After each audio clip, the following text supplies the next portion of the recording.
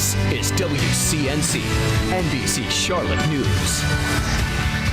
First up tonight, breaking news. A car slams into the library of Johnson & Wales University in Uptown Charlotte, sending one person to the hospital. Thank you for staying up with us. I'm Mark Boyle. Let's get right out to NBC Charlotte's Brandon Goldner, who's been standing by live at the scene. Brandon, we're told this all started because of a traffic stop, right?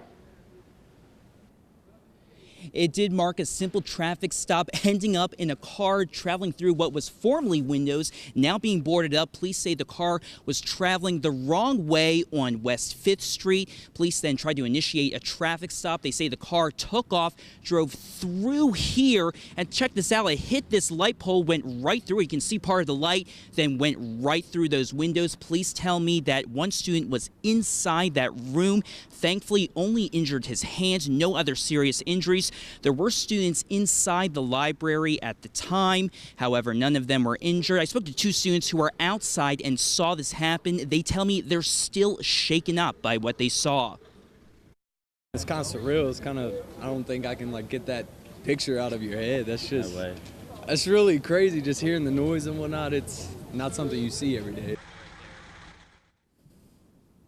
Now, despite rumors out there, police say this was not a vehicle pursuit. They say they did not initiate a car chase. The car took off and lost control on its own. Police say they are looking for the suspect, the person who was driving that car. They did say they got the address for where the car was registered, and they're heading over there right now. Reporting live in Uptown, Brandon Goldner, NBC Charlotte. Quite a bit of damage out there, Brandon. Thank you very much. And for more breaking news on the go, download the NBC Charlotte mobile app. It's free in your app store.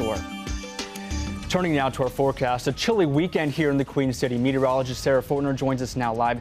Sarah, this is a warm up, but not until later this week. Again, tomorrow cold, right? Yes, another cold start tomorrow morning. I'm trying to get this up, but I think my computer's so cold, it's not wanting to get going. So there it goes. Stand by for 1 second, guys. We have got a cold start tomorrow again. Keep in mind, this morning we woke up to 33 degrees. Tomorrow morning we are dealing with just freezing, but it's still cold and about average for this time of year. Honestly, here it is. Wake up weather in the low 30s with 0% chance for precipitation.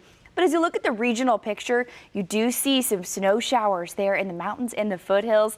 They are lucking out with some winter weather. Not for us necessarily. We're actually more concerned with fire danger tomorrow. We are warming up midweek, and we also have some rain showers to talk about Friday. Mark, I'll get you all those details shortly. Back to you. All right, Sarah, thank you very much. Now to our other big story tonight. Protests take hold of the Charlotte Douglas International Airport for the second day in a row.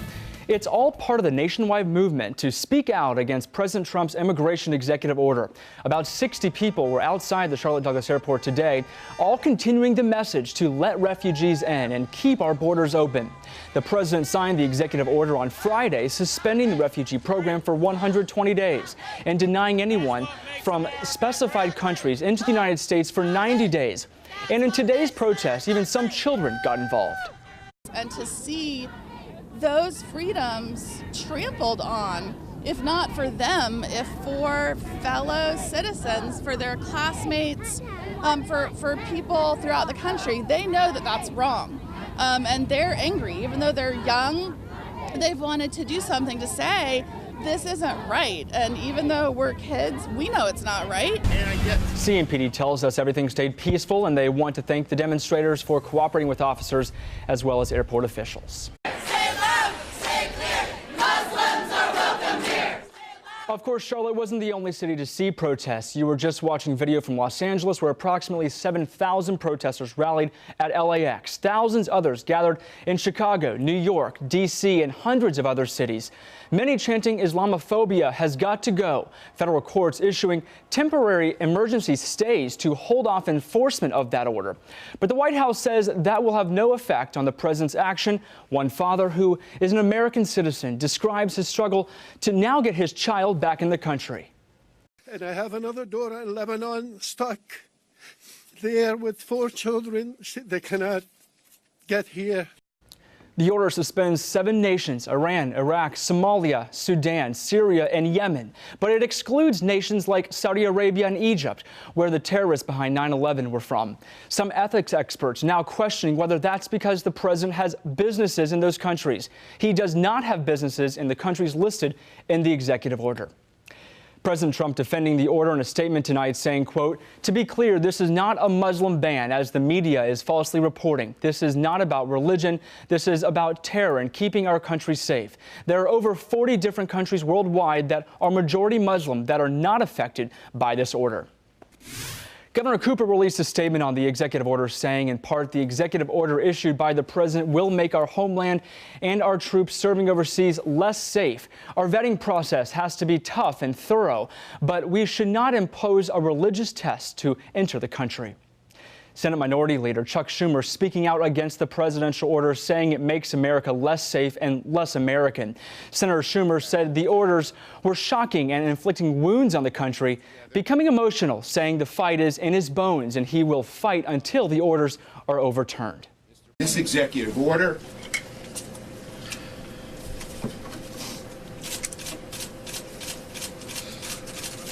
was mean-spirited and un-American. Senator Schumer invited a refugee who is an Iraqi translator to share his experiences living overseas. He also thanked the American people for their support. It's been a busy, at times chaotic first week in office for President Trump. NBC's Casey Hunt takes a look at his first week in the White House and all of the changes he's already implemented.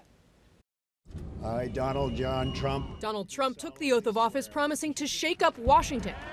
And while actions normally speak louder than words, when you're president of the United States, words are action.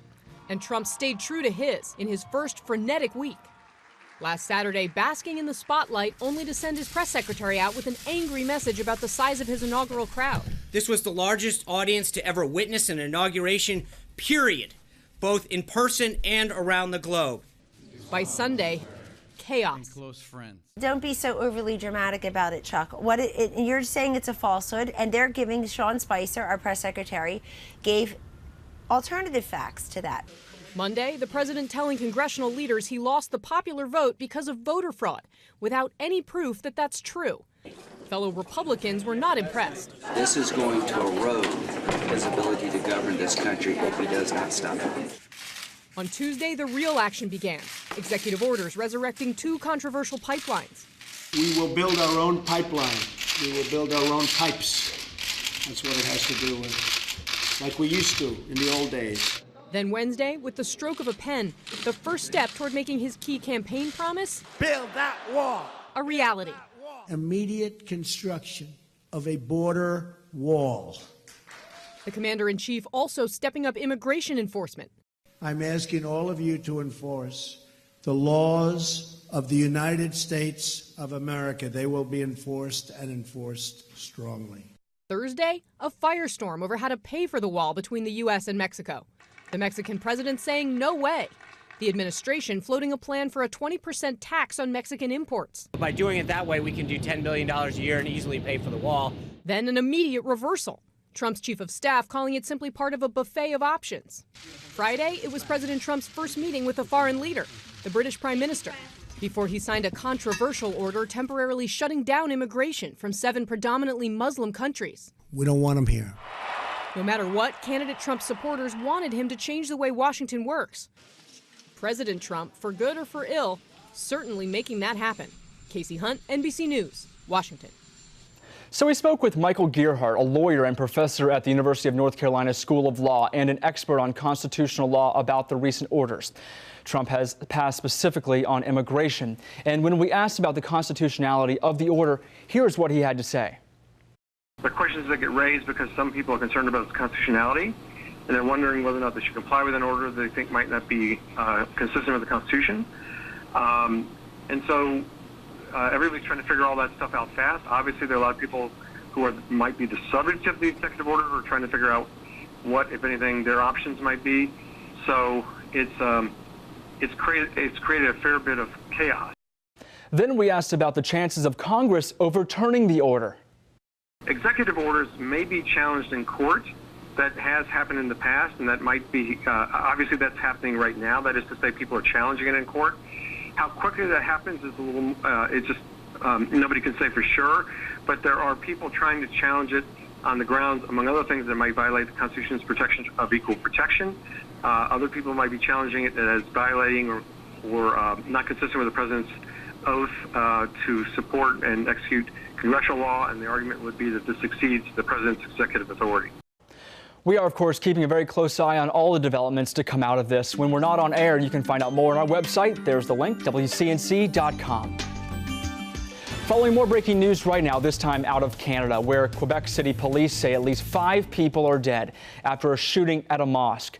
Details are still coming in, but we do know 2 suspects are under arrest right now. Police have not confirmed a motive.